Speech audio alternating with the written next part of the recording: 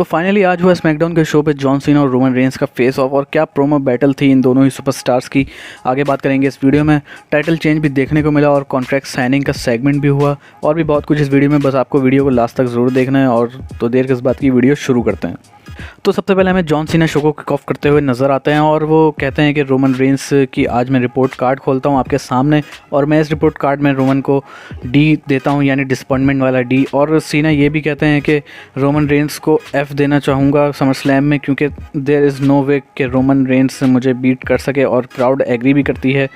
फिर Roman Reigns and Paul Heyman आते हैं और सीना रोमन को कहते हैं कि तुम इस शो और इस कंपनी को अपना समझते हो और मैं इस शो पे इसलिए वापस आया हूँ कि मैं ही वो बंदा हूँ जो तुम्हें रोक सकता हूँ। ये कहना था जॉन सीना का। जॉन सीना ये भी कहते हैं कि मैं जानता हूँ कि रोमन रेंस से मुझे बीट कर सकता है एट समर स्लैम, लेकिन इसमें कोई डाउट नहीं है कि मैं बीट करूँगा रोमन रेंस को at Summer Slam pay per view. Viewers, फिर रोमन रेंस सीना का मजाक उड़ाते हुए ये कहते हैं कि जॉन सीना निकी बेला को लाने से पहले यूनिवर्सल चैंपियन के लिए अच्छा नहीं था। रोमन रेंस ये भी कहते हैं कि मैं तुम्हें बॉलीवुड में वापस भेज दूंगा संडे को at Summer Slam pay per view. फिर viewers, John Cena Roman Reigns की ओर बजाते हुए कहते हैं कि यही रीज़न था कि तुमने डीन एम्ब्रोस को भी भगा दिया WWE से।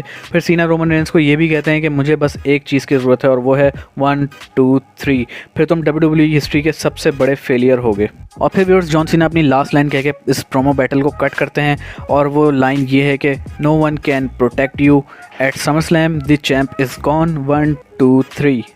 तो व्यूअर्स, काफ़ी टाइम बाद WWE में ऐसा ज़बरदस्त प्रोमो बैटल देखने को मिला और मुझे तो काफ़ी मज़ा आया इस प्रोमो में। और व्यूअर्स, आपको कैसा लगा कमेंट्स में मुझे ज़रूर बताइएगा। नेक्स्ट फिर व्यूअर्स, इंटरकॉन्टिनेंटल चैंपियनशिप का मैच देखने को मिला जिसमें कम्पीट करते हैं the intercontinental champion Apollo Crews versus Shinsuke Nakamura.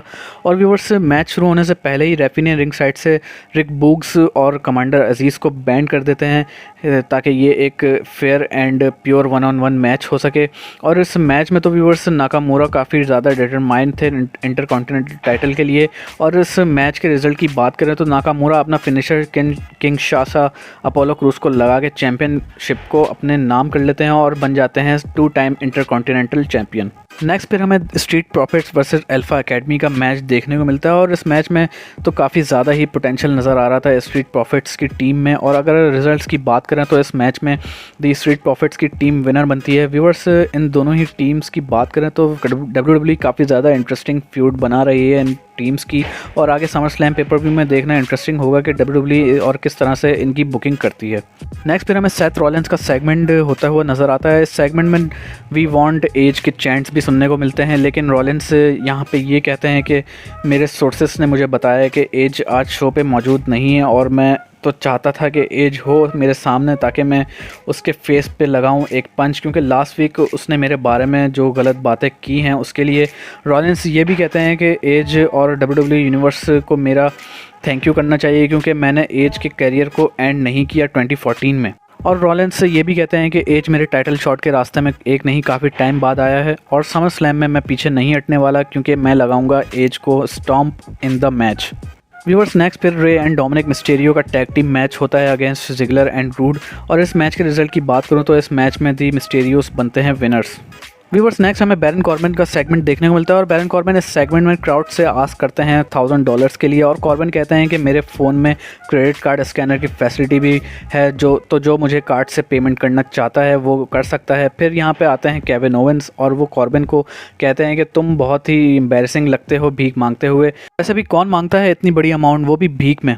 फिर कॉर्बिन केविन से कहते हैं कि मैं इस रिंग से जब तक नहीं जाऊंगा जब तक तुम मुझे $1000 नहीं दोगे। तो केविन ओवेंस कहते हैं कि ठीक है मैं तुम्हें दूंगा, लेकिन तुम्हें मुझे एक मैच में हराना होगा और अगर नहीं हरा पाए तो तुम ये मांगना काम छोड़ दोगे। फिर कॉर्बिन इनका चैलेंज भी एक्सेप्ट कर लेते हैं।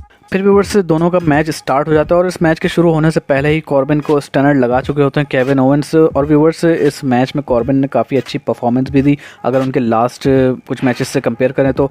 इस मैच का रिजल्ट निकलता है जब ओवेंस रोल पिन कर देते हैं बैरन कॉर्बिन को। फिर व्यूअर्स, बैक स्टेज से कॉर्बिन नज़र आते हैं और जब इंटरव्यू के लिए सवाल करती हैं काइला ब्रैक्सटन तो तभी कॉर्बिन की नज़र पड़ती है बिगी के money in the bank briefcase पे।